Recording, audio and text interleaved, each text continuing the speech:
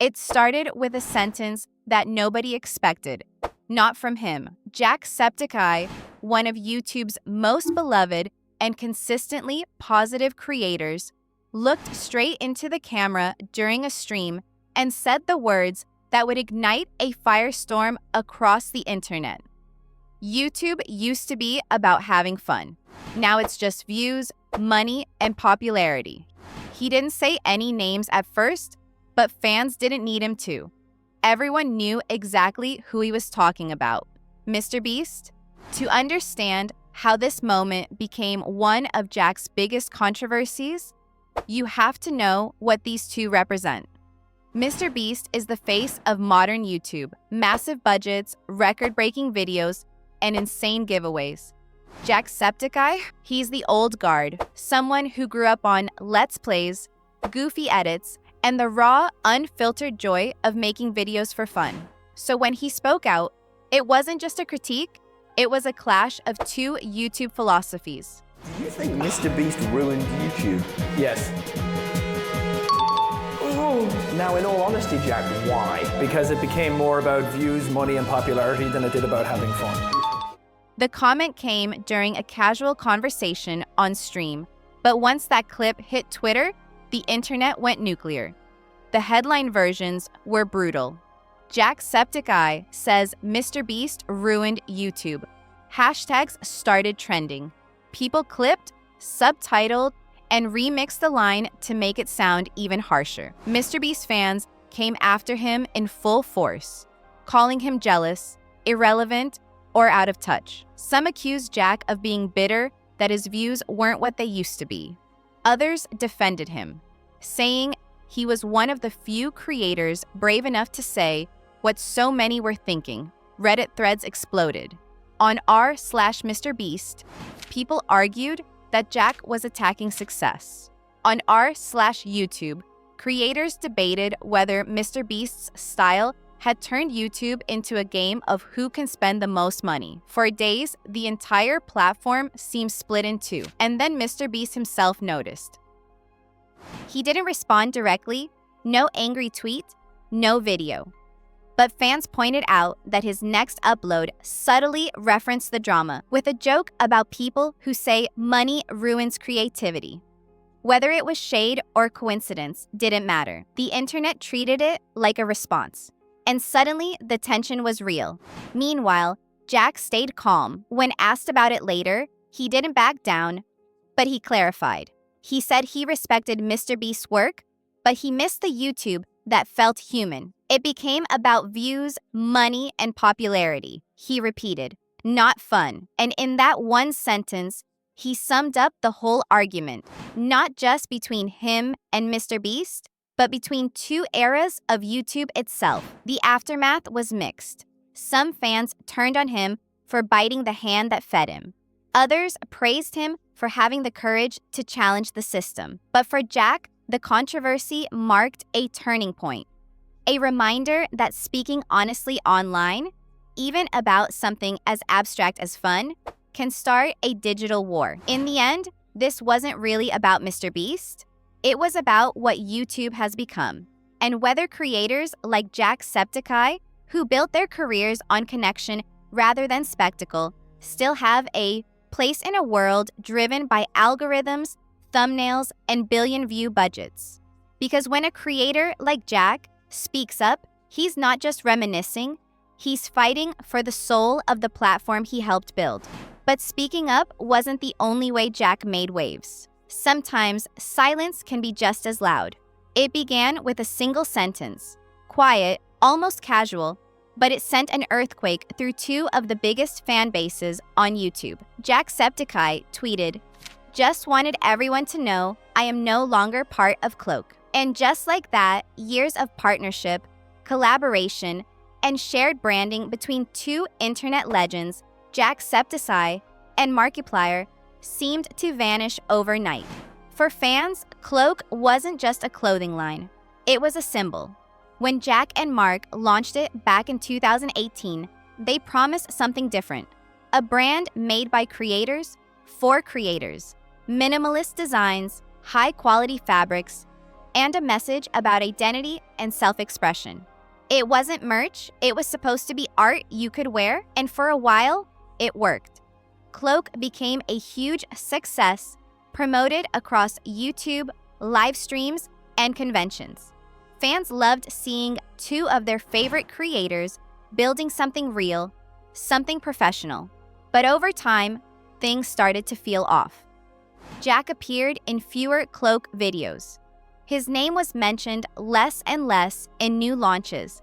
Some fans noticed that his posts about Cloak had quietly stopped altogether. Then, without warning, that tweet dropped. No long explanation, no statement, just a line confirming what everyone had been whispering about for months. I am no longer part of Cloak. The internet immediately went into detective mode. Reddit threads popped up with titles like, "Did Jack and Mark fall out?" Twitter theories spread like wildfire. Some claimed it was business, creative differences, profit splits, the usual stuff. Others, more dramatically, insisted the two had a personal falling out. Fans began rewatching old collab videos, looking for tension. Come on, hit me hard. Oh! Or awkwardness. Every laugh, every glance suddenly seemed like evidence. But neither Jack nor Mark ever publicly fought. No angry subtweets, no drama videos, just silence, which in the age of oversharing made it all even more mysterious. Still, the speculation wouldn't stop. Cloak continued without Jack, leaning heavily into gaming apparel and collaborations with other influencers. Meanwhile, Jack doubled down on his own projects, his coffee company, Top of the Morning, and his charity live streams. It was clear he'd chosen a different direction, one focused more on passion than partnership. Months later, Jack briefly mentioned the split in a stream. He didn't trash anyone, didn't hint at betrayal. He just said that Cloak wasn't really where I wanted to put my energy anymore. It was simple, but it spoke volumes. Because underneath the calm explanation was something deeper. A reminder that even the strongest collaborations can drift apart when visions change. For fans, the Cloak breakup became a kind of modern legend, proof that even the most wholesome creators have complicated lives behind the scenes. For Jack, it marked a turning point. He was no longer part of a brand, he was the brand. And maybe that's what made it powerful. It wasn't a scandal or a fight or a betrayal, it was evolution. The moment Jacksepticeye quietly walked away from a partnership and proved that sometimes growth means closing one chapter so you can finally write your own. But the changes in Jack's life weren't just about business decisions. They were about something much deeper. There was a time when Jacksepticeye could upload anything.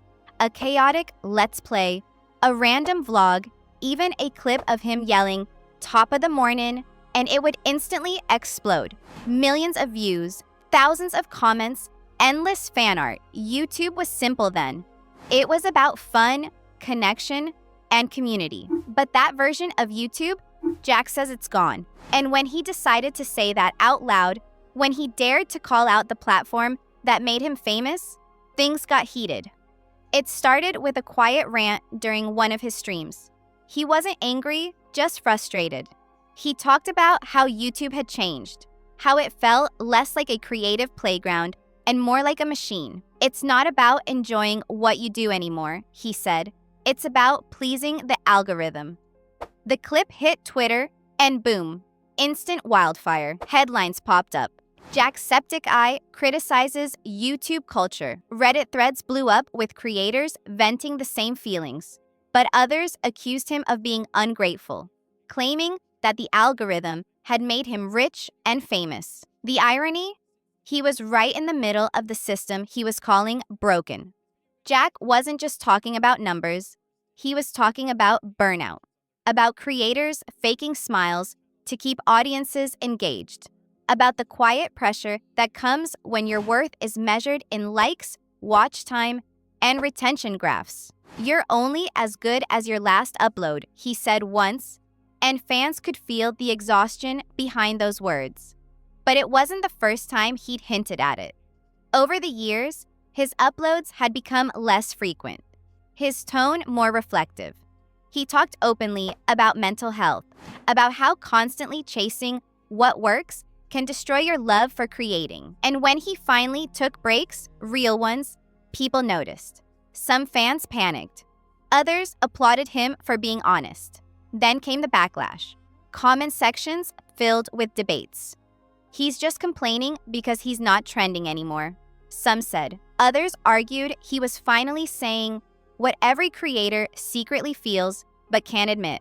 Even other YouTubers chimed in, some agreeing, some subtly distancing themselves from the conversation to avoid angering the algorithm gods.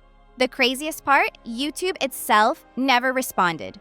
No official statement, no policy change, just silence.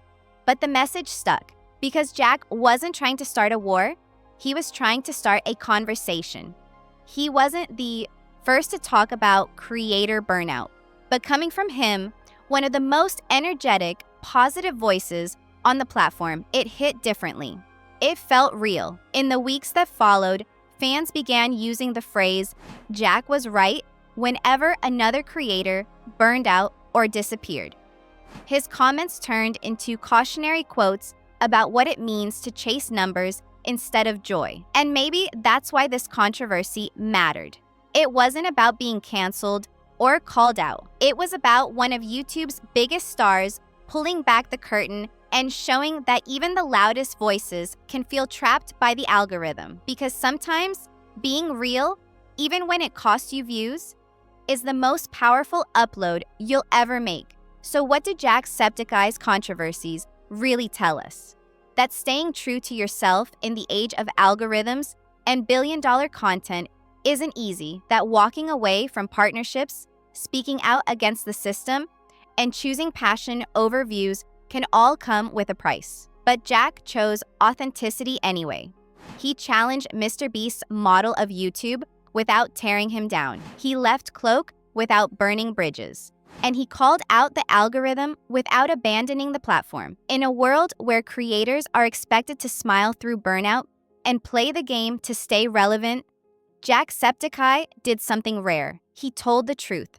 And whether people agreed with him or not, they couldn't ignore him. Because when you've spent over a decade building trust with millions of people, your voice carries weight. And Jack used his not to chase trends, but to remind everyone why they fell in love with YouTube in the first place. And that's it for today's video. What do you think about Jack's journey? Was he right to call out YouTube's changes? Or should creators adapt without complaining? Drop your thoughts in the comments. I love hearing different takes. If you enjoyed this deep dive, make sure to hit that like button, subscribe if you haven't already, and share it with someone who'd find it interesting too. It really helps the channel grow, and it keeps me motivated to bring you even more wild stories like this one. Thanks for watching, and I'll see you in the next video.